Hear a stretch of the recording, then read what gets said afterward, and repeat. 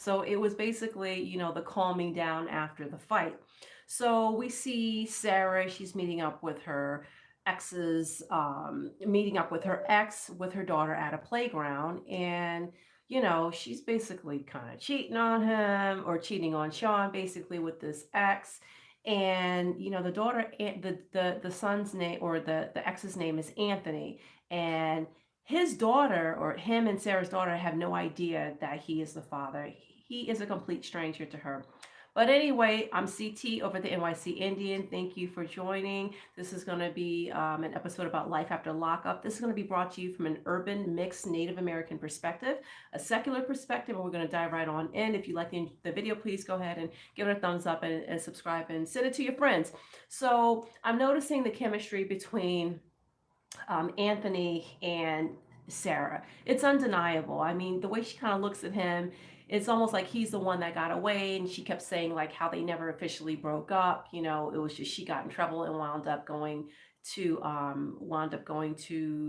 prison, right? So then, like when Anthony meets up with the daughter, the way that he's spending time with her, and I mean, it's heartbreaking because basically, he has an addiction and he wasn't there for her while Sarah was out. Oh, good afternoon, Susan. How are you? Oh, thanks for the rose, dear. That's so kind of you. I had tea today. That's why I'm a little bit late. So I like that rose in your comment. Um, so yeah, but what I thought was very interesting though is that when it was time to say goodbye, how Anthony hugged the daughter and he hugged her for so long and his body language was very comfortable with her. And I was thinking to myself now, it's understandable on from his end. He's never been a dad, so except for those first 2 years. So he doesn't really maybe realize like you got to kind of go slow with kids. You know what I mean? Got to kind of give them a minute to kind of get to know you. He was just so familiar the way that he was hugging her. It was like, oh, good. I'm glad to hear that you're well. The way that he was so familiar with her, I'm like, okay, either. Yeah, and she was very receptive too. So I was like, maybe is this the storyline? Does she know that this is her dad and they're trying to make us believe that it's not her dad? Because I don't know, kids that age to hold on to a stranger so tightly, like in an embrace when you're saying goodbye, made it seem like, usually kids are kind of a little bit more standoffish.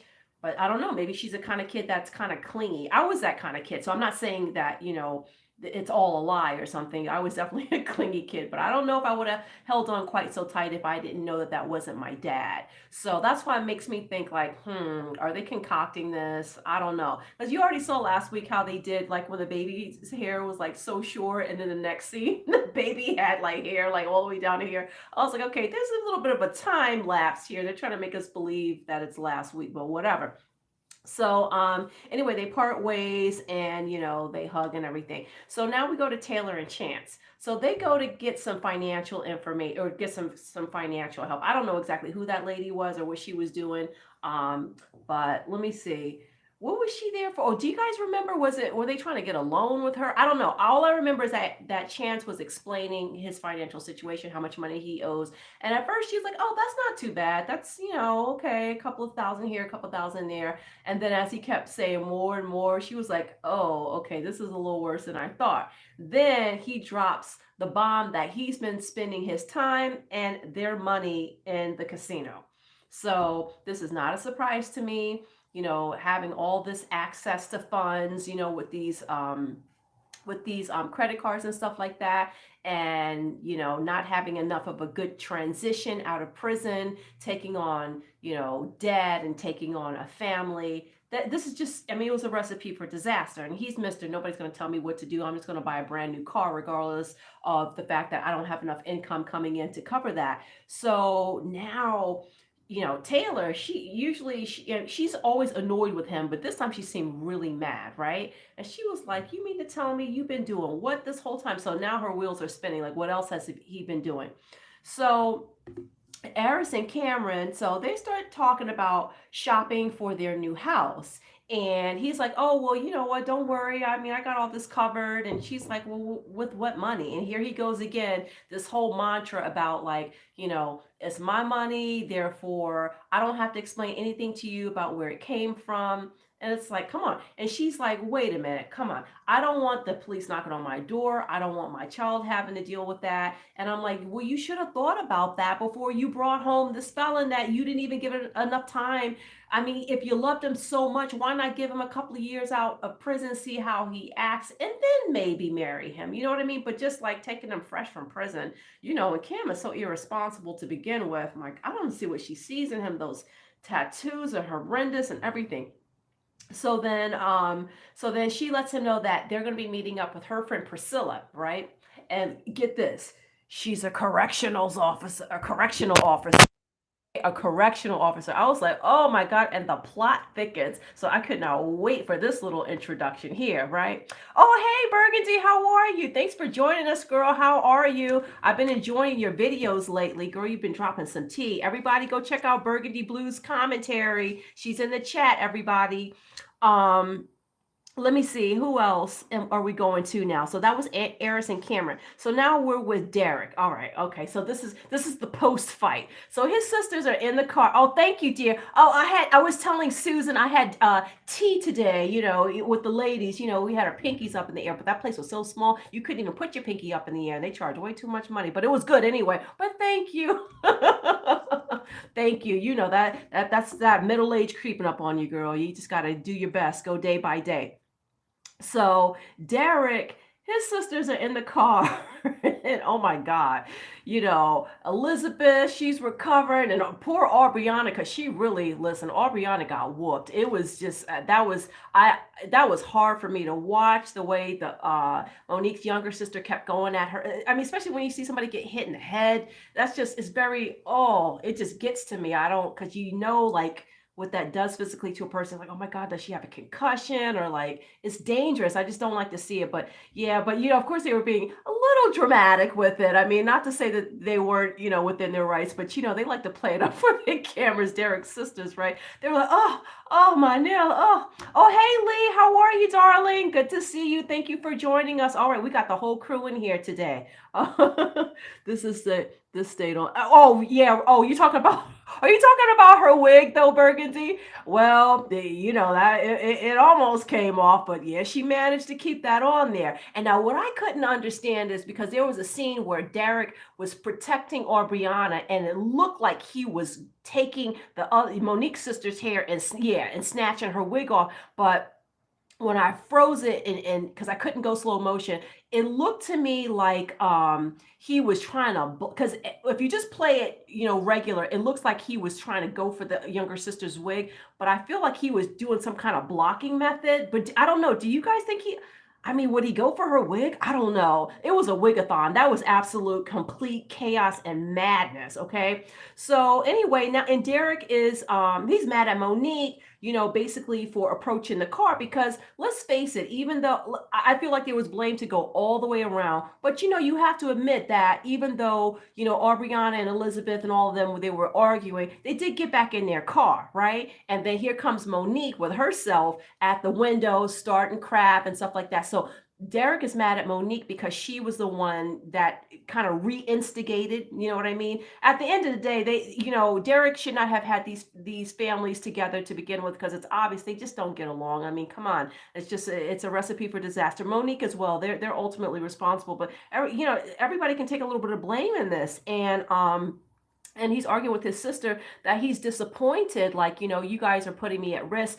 Well, you know what, Derek, you're putting yourself at risk. You already know that things are getting very heated, and that, when things are at a cauldron like this and you're still insisting on bringing groups together, it's not going to work. If you want Monique in your life forever, how long you want Monique in your life, because I think he's just riding this out. If you're just asking me, I think he's riding this out until, the check runs dry. And just keep all the sisters away from each other, and and get your money, right? Get your money up. So anyway, Monique, she's back at the hotel with her sisters, and they're talking trash, like, Monique didn't do a goddamn thing. Okay, listen, you talk about wigs in place. All right, that sucker was glued down for the gods. All right, it went nowhere. She didn't have a tendril, nothing. Usually when you come out of a fight, maybe get one little curl here, a little stray here. There was nothing. So all she was doing was standing behind her sister, doing like this, reaching over her sister's shoulder, trying to hit Elizabeth. So anyway, What'd you say? Oh my God. So anyway, yeah, so she's back at the hotel and she's talking trash and she's telling the cameraman, like, I'm done, no filming or whatever. And I'm like, oh, you don't want to give a victory speech? Because according to you, you whipped everybody's ass. I don't know, Monique. Let's, we got to, come on, Monique, you got to represent your city a little bit better than that. But anyway, all right, Mike and Justine. So he finally gets traveling permission to go to where Vegas and what's going to happen in Vegas. All his dreams are going to come true and he's going to become a millionaire in Vegas. Now, I don't know what he thinks is going to happen there. Don't you have children that you were so upset that you didn't get to be around that are living in New Hampshire still, or you're currently in Pennsylvania with your wife and aren't the kids in New Hampshire? This is not making any sense. So now you have 7 kids with 1 on the way, and now you need your sister to come help you and stay with the kids because you want to go off to Vegas and see what's all good out there. And what's his name? Mocha, his manager slash friend, doesn't want him to wear his wedding ring or to bring his wife because she's got to maintain an image. One thing I got to say about Michael, though, he does hold it down for his wife. He doesn't let even though I don't agree with a lot of the decision making of this couple, I got to say, he will stand 10 toes down to anybody about his wife. He doesn't play around with his wife. So, okay, everybody's got a redeeming quality. What are you going to do?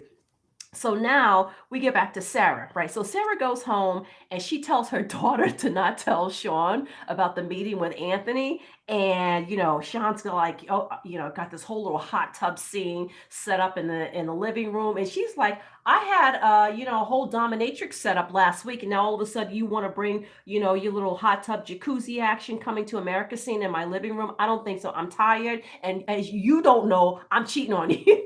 So I'm planning a whole new life without you, Sean. And Sean's so stupid. And he's like, I don't know what's going on. I really think something's going on. I mean, she's acting kind of different.